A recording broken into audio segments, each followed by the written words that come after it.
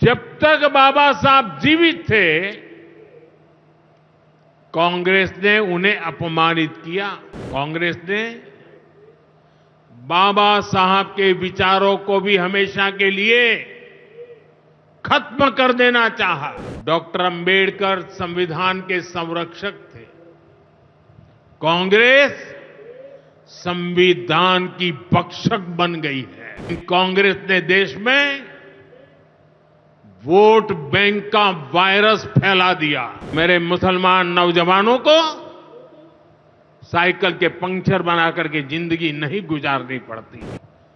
वक्फ के नाम पर लाखों हेक्टेयर जमीन पूरे देश में है।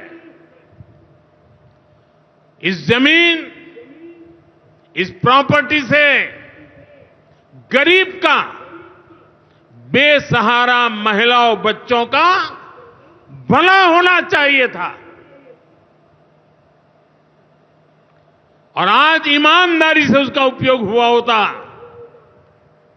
तो मेरे मुसलमान नौजवानों को साइकिल के पंक्चर बनाकर के जिंदगी नहीं गुजारनी पड़ती। लेकिन इससे मुट्ठी भर भू माफिया का कोई भला हुआ।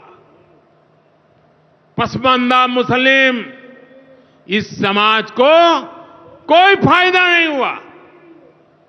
और ये भूमाफिया किसकी जमीन लूट रहे थे? ये दलित की जमीन लूट रहे थे, पिछड़ों की जमीन लूट रहे थे, आदिवासी की जमीन लूट रहे थे, विधवा महिलाओं की संपत्ति लूट रहे थे। सैकड़ों विधवा मुस्लिम महिलाओं ने भारत सरकार को चिट्ठी लिखी, तब जाके कानून की चर्चा आई है।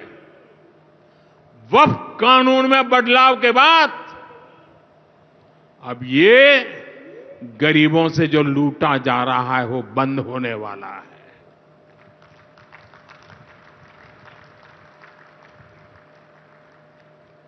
और सबसे बड़ी बात, हमने एक बहुत बड़ा जिम्मेदारीपूर्ण महत्वपूर्ण काम किया है।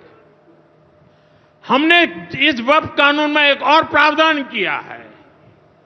अब नए कानून के तहत, वक्फ के कानून के तहत किसी भी आदिवासी की जमीन को